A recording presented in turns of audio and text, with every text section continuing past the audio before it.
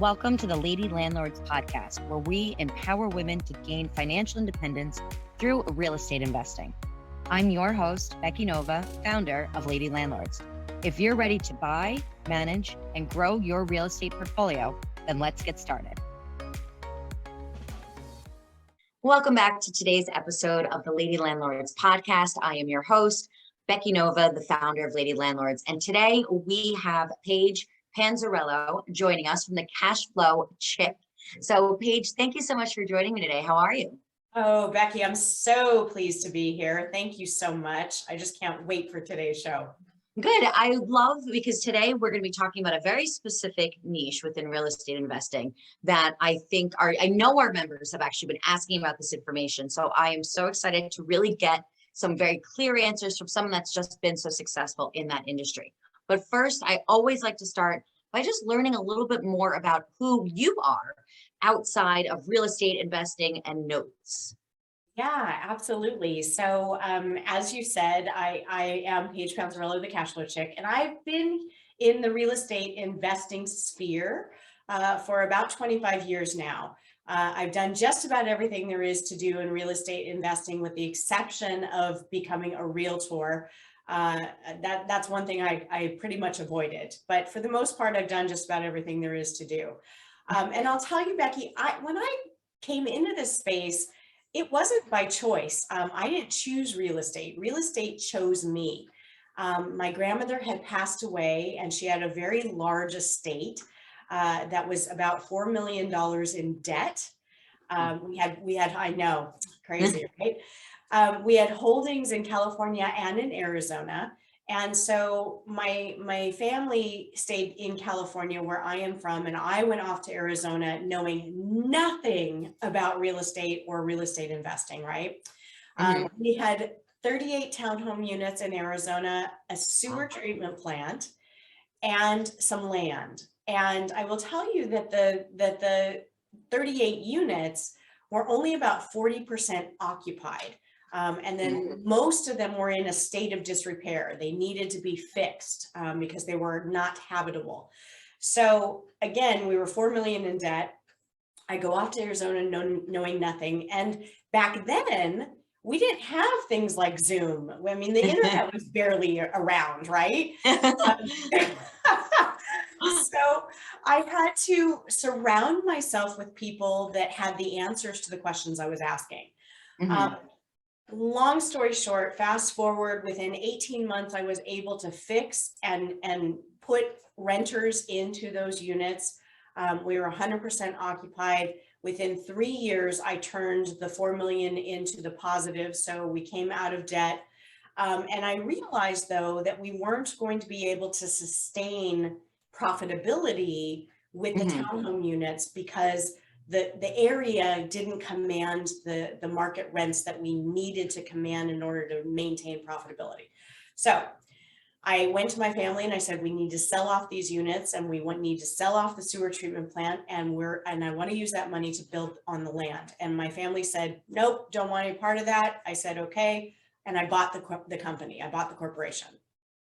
I knew nothing about construction, right? So I found a contractor. I designed a project to build on the land. And I quickly realized he was going to bankrupt me coming out of the ground. And so I fired him and I started my own construction company. Again, I knew nothing about construction, but I was bold and fearless and young at the time. I had nothing to lose. And so I started the construction company, found a qualifying party, and within 3 years, we were the largest private employer in the county. Yep, we held all of our licenses with the exception of HVAC and roofing. And the only reason we didn't have those is because the insurance was too high.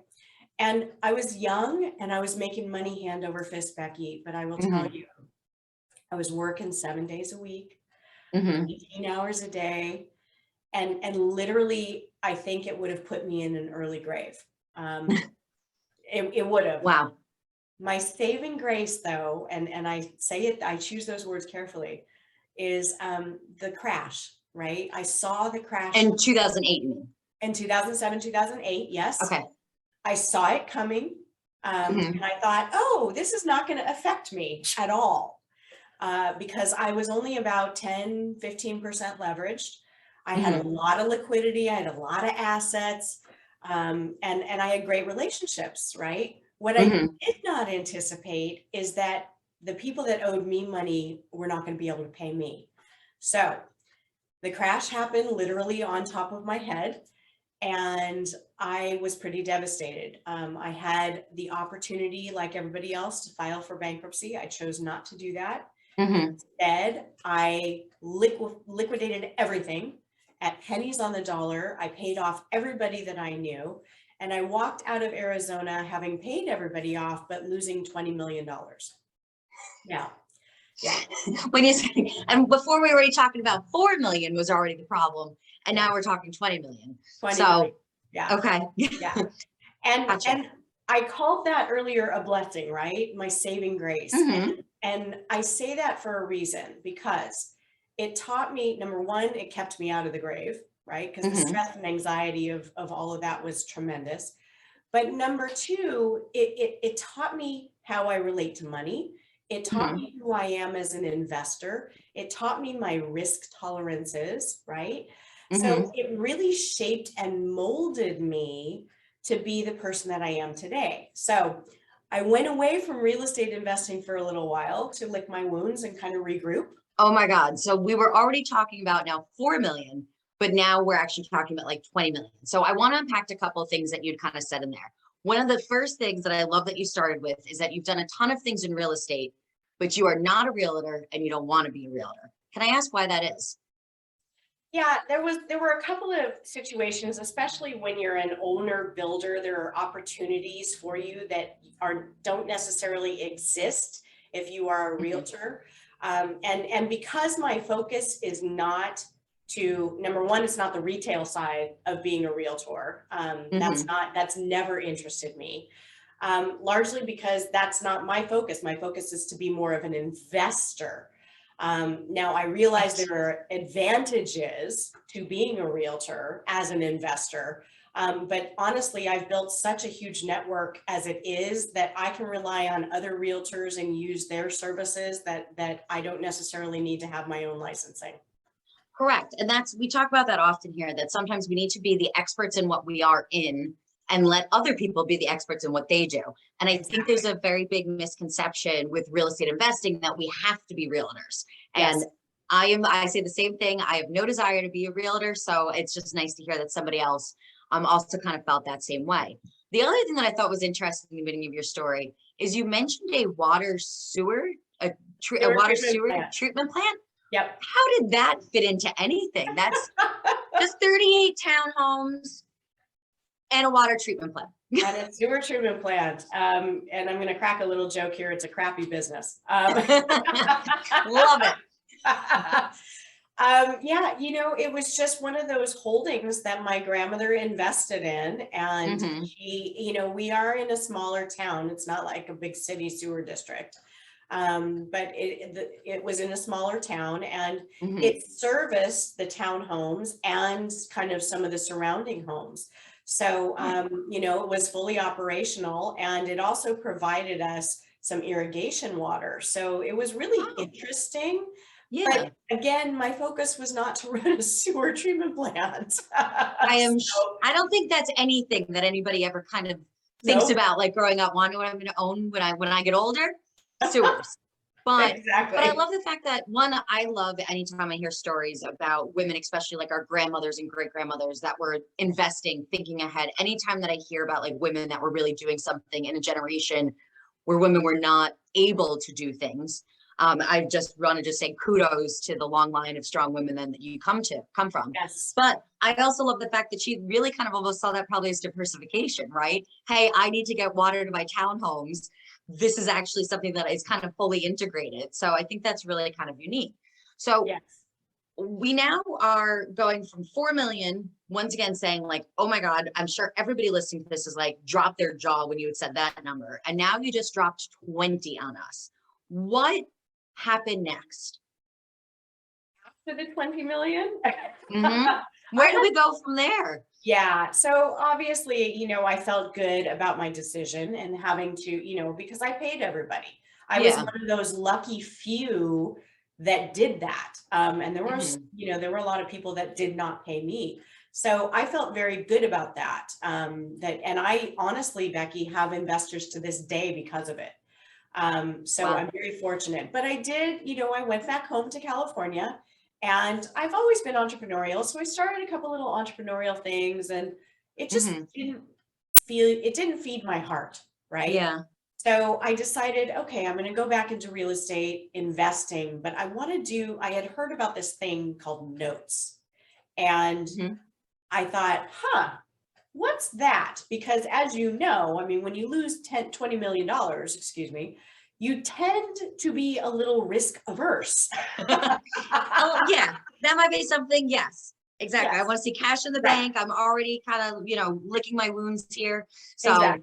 So, hmm Exactly. So coming back in, I was very risk averse. And so I looked for mediums that presented to me as a less risky investment.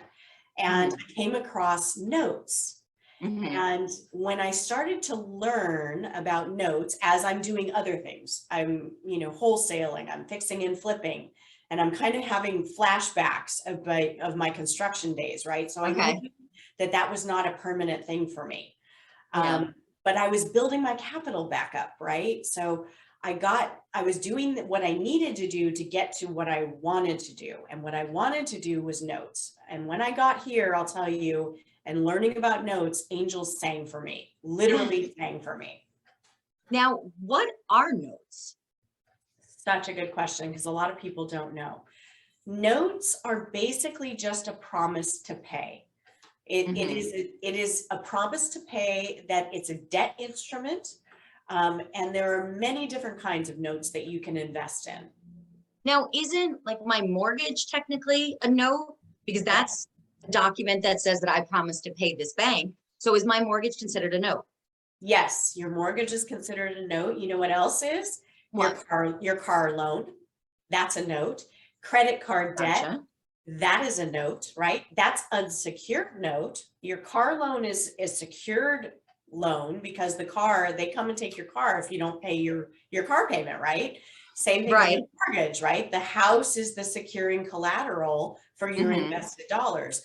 Credit card debt is unsecured, right? There's nothing Nothing backing that attached. investment, right? So there's many different notes that you can invest in. I invest, and by the way, there's different positions, right? Okay. So I invest in first position because I like to be paid first. So first position, non-performing notes secured by real estate. Okay, that is a full sentence of a lot of terms that we're going to now break down. Okay. Okay, so first thing, let's talk about position because we have this conversation in some of our other episodes when we talk about creative financing and different types of lenders. And they kind of say, well, I'll lend you this, but I need first position, or they don't want to be second position. So can you talk a little bit about what that position means? You said it's who gets paid back first, Yes. right? Yes. So is there any other time that a person would not want to be in first position? Well, I mean, there are some very successful second position note investors, which means that you are willing to take the position behind the first position. Okay, Generally speaking, a second position note is a little less money to invest, that you need required to invest. right. But to me, again, being so risk averse, you're under threat of a foreclosing first position lien if you're in the second position. So my preference Hmm. is to be in a first position lien on that property, right? So I'm the Right. first person to get paid back.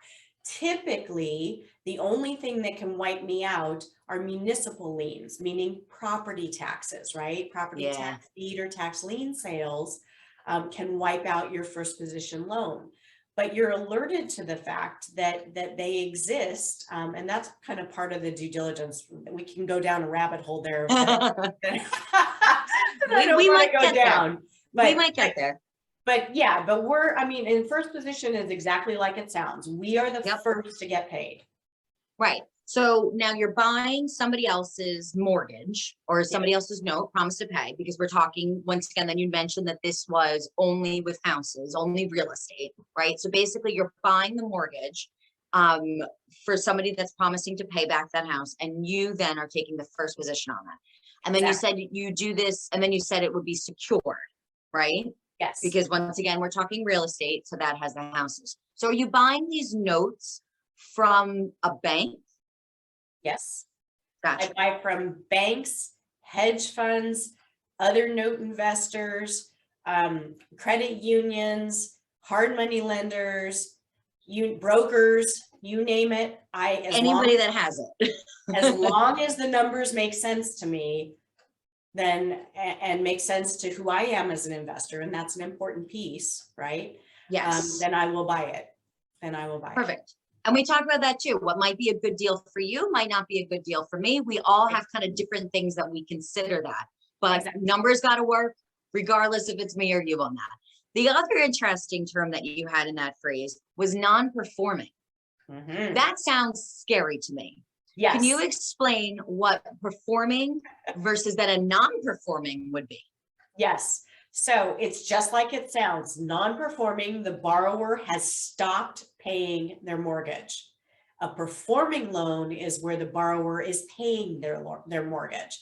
And it sounds crazy because, like you said, Becky, that sounds risky, right? It sounds scary to go into an investment knowing that your borrower has stopped paying. And I will tell you, crazy like a fox, okay? Crazy like a fox. And the reason I focus on non-performing loans is that I buy them at a much bigger discount off of the current market value of the securing collateral, okay? So I build in immediately at the beginning, I build in a very large cushion of equity already into my investment before I even start working it out. It also, and in doing that, it allows me to try and work with my borrower to keep them in their home and give them a second chance, which is pretty cool. Gotcha. Because I was going to say, I feel like there would probably be better deals on non-performing notes rather than performing notes, because that means people are paying. So a bank might not, or bank or some of the other places that you mentioned that you would buy these from, they don't really care to sell them as much if they're actually getting paid the money that they're owed, right? But I can definitely then see people saying, well, I'm not being paid. I don't necessarily want this loan anymore because I'm kind of seeing the writing on the wall, right? Yes, exactly. And larger institutions, like FDIC insured institutions, they have to have capital reserves set aside, and there's federal regulations on those banks to do a foreclosure that we as individual investors don't necessarily have to adhere to, right? So they're willing to discount it substantially, sell it to somebody like me and write off the loss off of their taxes and get rid of the headache, right? In a performing situation, they don't need to discount it that much. And reason that they sell a performing loan is if they want to recapture capital, right? Gotcha. So I will do that too. That's part of our exit strategies, which we'll get to later, I'm sure. But I like to get a note performing, cash flow it. I am the cash flow chick, right? Cash flow it. And then a few years down the road, sell it to another performing note investor and recapture my capital and do it all over again. Gotcha. Okay, so let's break this down here. So when you had mentioned that when you buy the notes, one of the things that you really build in is making sure that you have like that equity in that. Can you talk more about that? Absolutely. So typically in a non-performing situation, I will pay anywhere between my sweet spot, and it was much lower when I started, by the way. When I first started investing in notes, I was buying at 36 to 42 cents on the dollar of the current market value of the securing collateral, right? Okay. Not on the total debt. Because remember, especially in 2008, people were underwater, right? Their bottom dropped out of the value of their home. So I base my purchase price not on the amount owed. Correct. Because sometimes they end up, because in 2008, people actually owed more than what their property was worth. Exactly. Right? Exactly. Gotcha. And so I do that now. exactly. So I take the securing collateral and evaluate it and discount it from there. So for instance, let's say my borrower owes $100,000, right? Plus they haven't paid, so there's default interest, et cetera. So the principal balance is 100, but they're $20,000 in arrears as well, right? Technically the face value of the note's 120.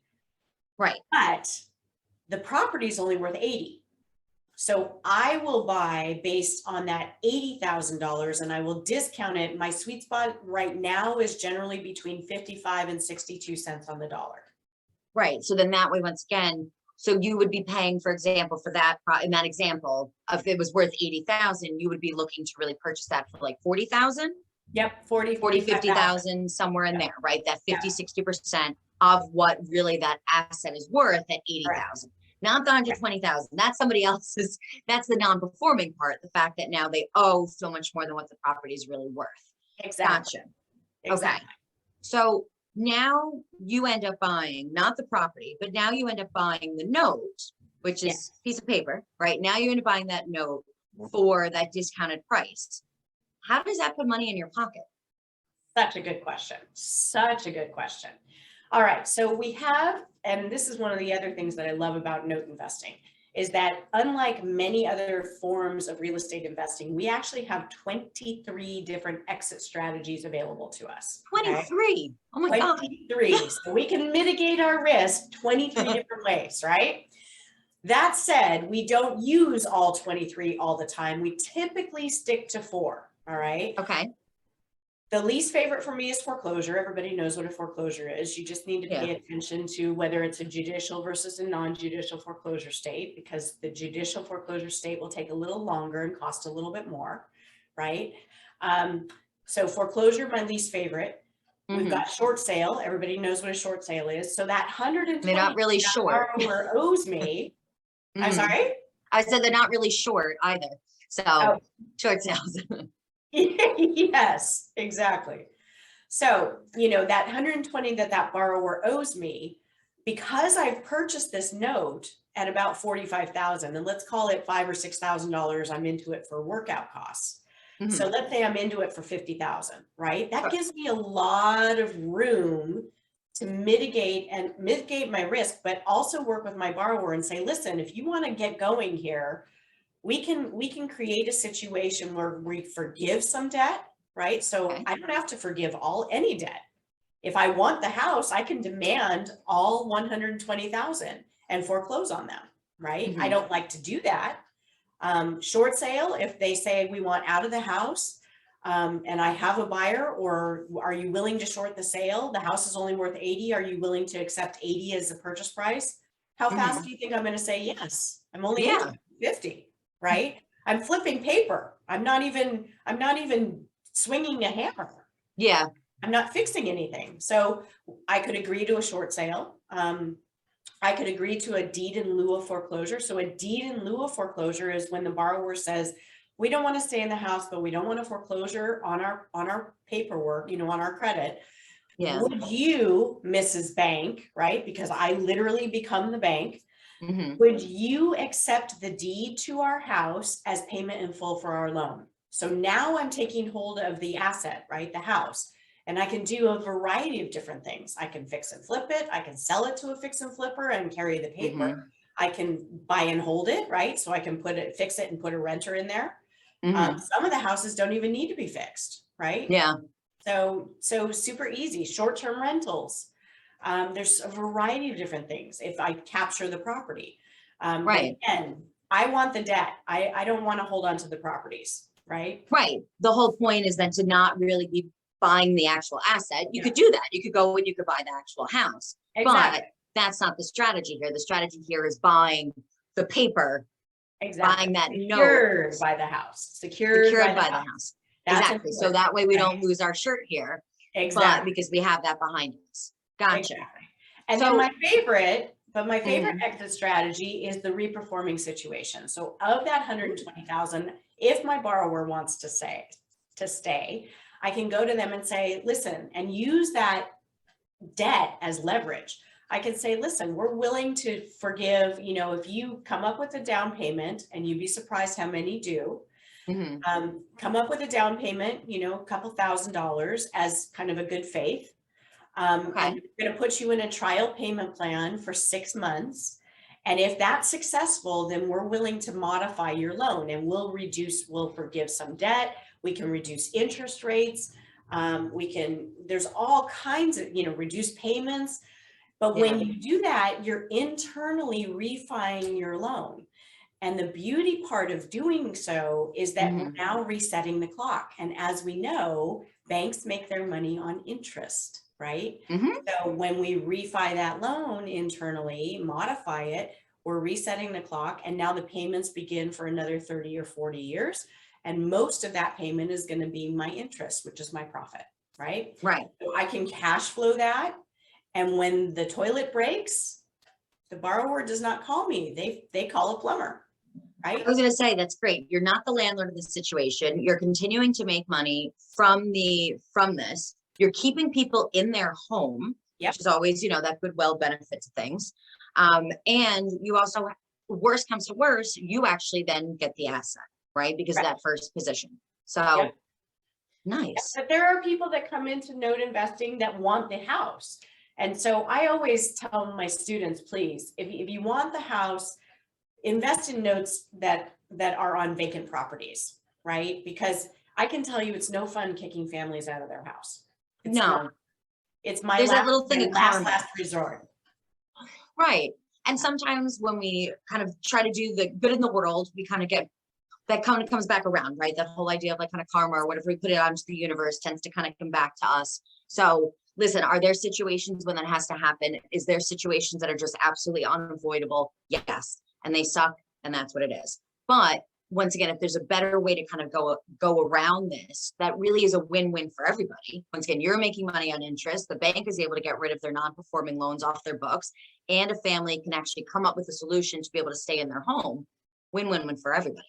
Exactly. And that's why I love note investing. Well, you sold me on the idea, but how does someone then get involved in this to even start acquiring notes? I wouldn't even know. I mean, you mentioned some of the people of like where you can kind of get notes from, but what is that process to even be able to then purchase notes? Yeah, such a good question. All right. So as you know, in everything, Becky, everything, there are two things that are paramount: money and deals, right? I can tell you, I spend $0 marketing for my deals. I do not send out yellow letters. I do not knock on doors. I don't do bandit signs. I don't do any of that. I network with people. I go to conferences. I meet and this space, I will tell you, yes, there is competition, but it's very collaborative. So once you get hooked into knowing, getting to know or meeting an asset manager, and I call them all asset managers, right? Because they're the ones that diversify the portfolios. So when I meet these asset managers, the beauty part is they don't care if you're new. They are not emotionally involved or invested in these properties. They just want to make sure you're not a tire kicker and that you're going to close. That's all they care about, right? And once you establish that reputation, they will also start to really introduce you to other asset managers, right? Other note investors will introduce you to asset managers. It's a small community. Everybody knows the players, right? But it's also very, very collaborative, and you just need to network. That's it. That's great. And we actually have, if you're new to the Lady Landlords podcast, we do have a couple episodes about networking and how to make sure to really optimize going to conferences, events, and things like that. So please do make sure to go back and take a look for the Lady Landlords episode all about networking, and also and see if that will kind of help you in some of these situations. So now you're networking. So that honestly is going to make a ton of our listeners incredibly happy, because then they're not out there competing with how crazy this market is right now, trying to go over, ask, waive all these contingencies that they're kind of doing now. I'm sure any of our listeners right now, just hearing the words like, hey, we can actually do this collaboratively, already sounds great. Yep. So it's really through networking that you find out about these opportunities. So is it usually the banks, the hard money lenders that are then calling you saying, hey, Paige, we have an opportunity, a deal that might actually work for you? Yeah, they don't even need to pick up the phone. Once you make that connection, you kind of tell them what you're looking for. Okay. And you ask to be added to their buyers list, right? Okay. Oftentimes they'll have you sign an NDA, right? A non-disclosure agreement, because they don't want you daisy chaining. There's no wholesaling of notes. They don't want, if they're sending their tape, it's called a tape, which is basically an Excel spreadsheet. If they're sending you the tape, they're trusting that you're not going to send it out to a bunch of people, right? So it's very normal to sign an NDA. What is not normal is that don't ever pay for a tape. Tapes are free, right? That's great. If somebody says that they're going to charge you for a tape, please run in the other direction, because they don't know what they're doing and they're going to take your money. Gotcha. So that's kind of the scam. We hear that all the time too about other things with like lenders, if they're asking for certain like payment up front. So I'm always happy to kind of get those red flags. So, okay. So paying for basically that information about the note, which is called a tape. Yep. That's a big red flag. Got it. Yes. So avoid that. But other than that, once they have assets available and if you're on their buyers list, they just arrive in your inbox. So really then it sounds like the first step is to kind of do that networking, meet hard money lenders, banks, lenders of all kind of types, and then let them know, hey, I'm looking to buy such and such type of note. Yes. Then you're kind of on their radar, you're kind of on their list, right? Yes. So then that way, when they have something, when they have that opportunity, you're one of the people that they will send it out to. Yes, absolutely. Now you had mentioned that you'd like to let them know like what your criteria is, like what you're looking for. Are you referring to that idea of the first position, secured real estate, that type, or is there any other type of criteria that would be helpful to let somebody know that you're looking for? Yes, of course. It's called a buy box, your buy box. And there's, we don't have time to go through all of it. But I will tell you, yes, first position, non-performing notes secured by real estate. There are other assets like that you don't want to avoid. For instance, I'm sorry, I'm getting a little jumbled. My brain is going faster than my mouth. Non-judicial foreclosure states always are heavily favored, right? Okay. But if you do that, half the country is judicial, and so you're missing out on opportunity. So keep that in mind. However, in my buy box, I want to be in and out of notes within 12 to 16 months, give or take. And so I don't invest in notes in New York, for instance, because as you know, foreclosure in New York takes about 4 to 5 years. That doesn't fit my buy box. So I don't even look at assets in New York, right? Gotcha. So things like that. And, there are many nuances. And by the way, everybody, don't walk into Wells Fargo and say, I want to buy notes. They're going to look at you like you've got horns growing out of your head. They don't understand. You have to contact different avenues. And quite frankly, you have to be pretty darn big to buy from Wells Fargo. So I would avoid Wells Fargo. So I think there's a lot of reasons that we can give that we should probably all avoid Wells Fargo, to be honest, in general. But what I hear you saying is really some of those, like the big box banks, right? Your Bank of America, your Chase, those are not necessarily the places to start. And that kind of goes kind of for anything that we should do. It's kind of more of that grassroots.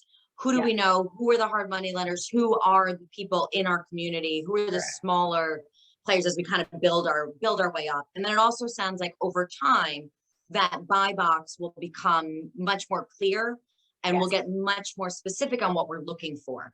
Same thing to relate it once again back to kind of like rentals. If you're working with like a wholesaler that, or even a realtor for that matter, we have an idea of what the criteria is that we're looking for. And really over time, we tend to get a little more specific in what our buying criteria is. It sounds like it's exactly the same with note buying. It is, exactly. And there's one thing, you have to consider your budget as well, because there are no financing in notes. Unless you're a huge hedge fund, right? So you either that's one of the downfalls, I have to say. You either have to have cash yourself, or invest with JV partners or use other people's money, of course. And there's plenty of money out there. It's the perfect vehicles for self-directed IRAs to invest in. So keep that in mind. But again, you will have to keep in mind your budget. So if your budget is that you have $100,000 to spend, and you know that you're only, that your percentage that you're going to pay is 50%, you don't want to look at assets that have values over $200,000 because you can't afford it. I call that shopping on Rodeo Drive, right? Right. Want to avoid that. So there are many factors that play into your buy box, but for the most part, they're just a couple little bullet points that you tell the bank.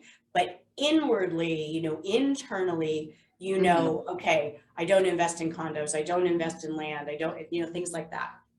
Right. And that was actually one of my questions for you. If this was really then that all cash, really an all cash kind of play. So that's good to know. But once again, you can still kind of do it with partners and kind of pool some money that way. But otherwise, which makes sense, right? If now you're buying somebody else's promise to pay for something, to do that with your own note would also just kind of be a little much more complicated and probably counterintuitive.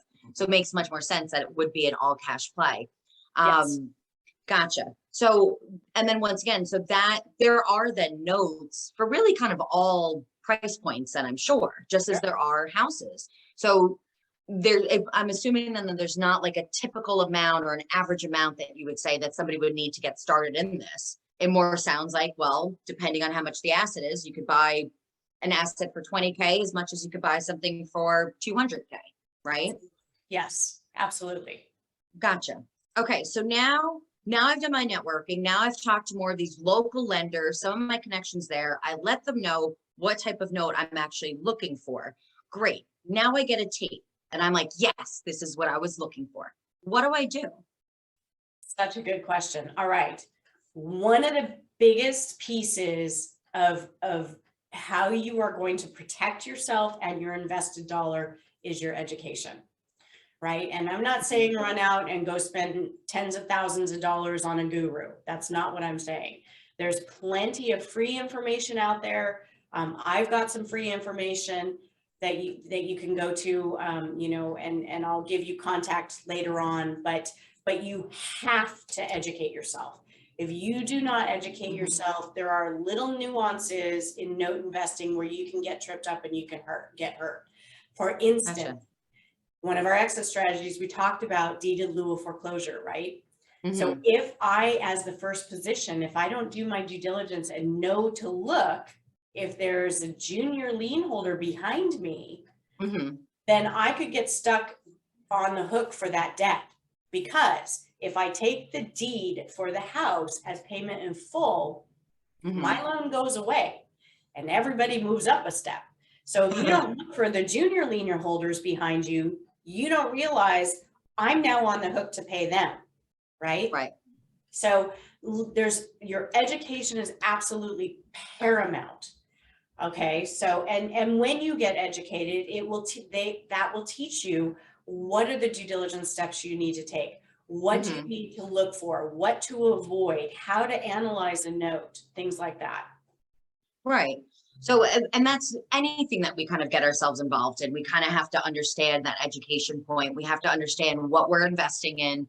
We don't want to lose all of our money here. We're trying to make smart, confident decisions, lady landlords, right? Yes. So really coming from that place of understanding what we're getting ourselves involved in is a huge, huge factor in that. So got it. So then in order to purchase, when I see that tape that I'm like, yes, this is the way that I'm going to, this is it. This is the deal that I want. Do I now need to draw up legal forms? Who do I write the check out to? Is there contracts, closing fees like there are when I buy a rental property? Not at all. So we don't have closing fees in the note space. We typically don't use escrow, although there are a couple of platforms that you can use online that, and I don't recommend going, I mean, there are some websites you can go on a website right now and buy a note, right? I don't recommend doing that. But there are a couple that I have used and I have bought from and I have sold on, and I do like them and I do recommend them. Nice. And they will use escrow like independent third party. but it's very common that you are going to wire your funds directly to your seller. They will come up with the MLSA, right? The mortgage loan sale agreement. Sometimes it's referred to as a PSA, which is a purchase and sale agreement. But the documents are all drawn up by the seller. It is your job to review them. Okay. So you need to know how to do that. And if not, pay an attorney to do that. Right. Great. That's the best advice over here. Yep. Yeah. Pay an It'll be attorney. the best couple $100s you ever spend. Right. And of course, I teach my students as well to do that. And then you sign the documents, wire the funds, and then the bank will send you the actual hard physical file with the original wet sign documents. Wow. Okay. That's simple. Now, do you have to buy notes in an LLC as a company, corporation, or can you buy notes as yourself? You can buy notes as yourself. I don't recommend that. The reason for that, besides all of the normal reasons, is that when a note is sold, your borrower is informed, right? So there's a servicing company that steps in the middle of this. They handle, this is the other thing that I love, perfect, it's just perfect for me. They handle the communication between you and your borrower. So I don't, because I've got a huge heart and everybody's got a story. So my borrowers don't contact me directly, right? They contact my servicer. However, that being said, the servicer, the old servicer for the old note holder is going to send what they call a goodbye letter. So that says, goodbye, we're not going to be your lender anymore. Your new lender is, and they list your company. But if you invest as Paige Panzarello, it will say Paige Panzarello, right? So I strongly urge you not to do that. No, and for a ton of other reasons, we should be investing through LLCs anyways, rental properties, anything that we really do from a liability perspective. But yeah, I don't know what types of phone calls you'd be getting if your name was all of a sudden on that paper going out as now the new owner. Exactly. So gotcha. Interesting. So, and then you had mentioned a server, right? So is that somebody that you have on your team that then you pay to be that manager?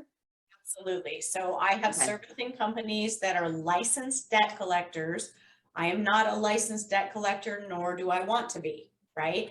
They know all the CFPB rules and regulations of what they can say and what they can't say. And they are the direct contact between, and they liaise between you and your borrower. So yes, I pay them. It's a nominal fee. It's generally anywhere, depending on the servicer. It's generally anywhere between $40 and $75 per asset per month, which is nothing. No. Right. And they handle all of the communications. They handle all of the documentation. They are in place to accept payments and apply them correctly to the loan. They also send out all the 1099 tax forms, 1098 tax forms at the end of the year to the borrowers and to you. So they handle all of that. And I'm happy to let them handle it. Absolutely. It sounds to me very much like a property manager for a rental, right? They're that intermediary. They're the one that takes all the calls. They're the ones that deal with some hostile, angry people, hopefully more than us. So, and same thing for a nominal fee. That's a great service. Why not kind of use that in that situation? Absolutely. So I love that. So one of the things that you had mentioned in there is about how you like to buy shorter term notes, right? That you like to be able to kind of flip these notes like as soon as possible. Can you talk a little bit about why that's important and why that's part of your strategy? Yeah. So I don't necessarily buy shorter term notes. I look to be in the note for the shorter term, right? Now, when I started out, Becky, I had to build up capital. So even though I'm the cash flow chick and I love cash flow, I still needed to recapture capital so I could acquire more. So when you first start out, then you're probably going to try to get, you get into a couple notes or a note. Hopefully you can get it to reperform, get it cash flowing, sell it to a performing, season it for a short period of time, 12 months, 16 months, whatever. And then sell it to a performing note buyer, and you only have to discount it for about maybe 10-15% tops, depending upon where the asset is located, right? And what I mean by 10 to 15% discount is now off of what the new UPB is, the new unpaid principal balance, right? Mhm. Which is generally probably going to be somewhere close to the current market value of the property. So if we go back to that example of the property now that was worth $80,000, right? Yeah. Mortgage was for 100,000. Now with fees, the owner is in the hole at 120,000. Correct. You bought it at that 45, we're going to call it, Yep. price. You bought it for 45. Now you were able to work something out with the owners that are now probably give them a discount now. Maybe their loan is instead of 120, maybe we're down to 90, let's call it. Yep. Property's still worth around 80. So then you can now that you're getting those payments, now it's a performing note, now you can sell it. So what would be then when you say that 10 to 15% discount? So what would be that in this example, what would be then the number that you would sell that performing note at? So I would discount it $9,000 because that's 10% of 90,000. That's the new unpaid principal balance of that loan. Which is the balance of the loan. So now you're really buying something for 50K, 12, 16 months later, like you kind of talked about, like a seasoning time. Now you're able to sell that and you're almost doubling your money now selling that at about that 90,000. Correct. And don't forget, I've also cash flowed every month for 12 months. Mm-hmm. And I also probably got a chunk of cash, so maybe $2,000-3,000 as a good faith, payment up front. Mm-hmm. So I probably more than doubled my money when you calculate all of that together. And once again, also in a very short period of time. In a 12-month period of time. Now, when you say to sell this now, are you selling it back to the same people that you bought these from, or who do you now go to sell these notes? Yes, perfect question. So just like anything else, as you're networking for your asset managers, you're also networking with other note investors. Now, again, there are some platforms that you can put it online. And so you have a much broader scope of potential buyers. You can put it with a broker, a note broker, right? And you can ask your servicing companies, hey, who is brokering notes? I want to sell one, right? They know all who are the performing note buyers. So there are so many different avenues that you can find your buyers, not, outside of just your own marketing or networking efforts. Right. Is there ever a time that you would hold a note and not sell it? Yes, when you want the cash flow, right? And just so that way you could just continuously take cash flow in the long term. And now I'm in a position, I'm developing my nest egg, right? And my retirement, because I have enough capital. I generated enough in the beginning of my experience with note investing. And so now I typically, I generally will keep half. So when I get a note to reperform, I'll keep 50% of those that I get to reperform and just cash flow them. And the other 50% I'll sell off to a performing note investor. Once again, I'm going to relate this back to actually that physical asset and the brick and mortar kind of idea. This to me sounds very much like, well, these I bought, rehabbed, and flipped. And then these I bought, rehabbed, and now I'm doing a buy and hold, right? There's certain ones that I keep. There's certain ones that I sell. Exactly. And it probably makes a difference depending on what those numbers look like for each of those, deciding which ones we're going to keep and which ones we're going to sell. Exactly. Well, I love this idea. And this is something that I definitely am going to be diving more into. And I know you have an upcoming workshop that actually I'm going to be attending, because I find this so intriguing and really something that I'm thinking about moving my portfolio towards. Can you tell us a little bit about the upcoming workshop that you're going to be hosting, just in case some of our members would also like to attend that? Oh my gosh, absolutely. So again, your education is key. My workshop is coming up June 10th through the 12th. It's 3 days. It is virtual, but it is live. Okay. So you're going to have me all 3 days. It's Friday, Saturday, Sunday. I'm going to teach you how to find notes. I actually give you a couple of my asset managers. I'm going to teach you how to fund notes. I'm sure, Becky, that, like you said, networking and all of that, I'm sure you have many podcasts on funding, right? Mhm. But it's a little different in the note space because, again, there's no financing. So Right. I'm going to teach you that. And I'm also going to teach you what to do when you find them. So I'm going to give you all the due diligence steps to take. We're going to go over that ad nauseum, right? And I keep my workshop really small because I want to answer all of your questions. You're also going to meet my loss mitigation team, right? So you're gonna talk to some of my team members. I give you my resources because I'm the type of person, if I'm going to educate people, I'm going to give them all of the tools that they need. I'm not going to hold anything back.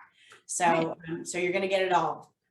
Great. Well, I'm going to be, like I said, I'm going to be attending this, and I hope some of our other lady landlords will be joining me in that. I will make sure to put not only the information for the workshop, but also your contact information down in the show notes. So that way, some of our members can either attend the workshop and then also reach out to you if they have any other questions, as I'm sure they will. This is such an interesting topic. Paige, thank you so much for joining me today and reviewing notes. And I look forward to your workshop in a few weeks. I'm excited too. And Becky, really quick, because I forgot to mention that for your lady landlords, we're providing a discount, right? There's a coupon. So, so yeah. Thank you. Yeah, absolutely. Absolutely. So I gave you that link. Let's put that in the show notes, but just in case, it's buildingwealthwithnotes.com/lady landlords. And you get $100 off your ticket. Thank you so much. I'm sure our members will really appreciate that. I know I do. So, Paige, thank you very much. I appreciate you being here with us today. I look forward to seeing you in the workshop in a few weeks, but thanks again for your time today. Absolutely. Thanks so much for having me. I really enjoyed it. You're welcome. For other listeners, do make sure to hit that subscribe button, whether you're watching us on YouTube, on our YouTube channel, or wherever you subscribe to your podcast, so you do not miss another episode of Lady Landlords. We release new episodes every single Tuesday, and I hope that you will join us again next week for the next episode of the Lady Landlords podcast. Thank you for listening to today's episode. If you're feeling stuck in your real estate journey, visit lady-landlords.com/roadmap to book a one-on-one workshop with me. I'll help you determine your next best strategy. Or you could subscribe to our newsletter for exclusive tips and offers. Invest with confidence. Become a lady landlord today.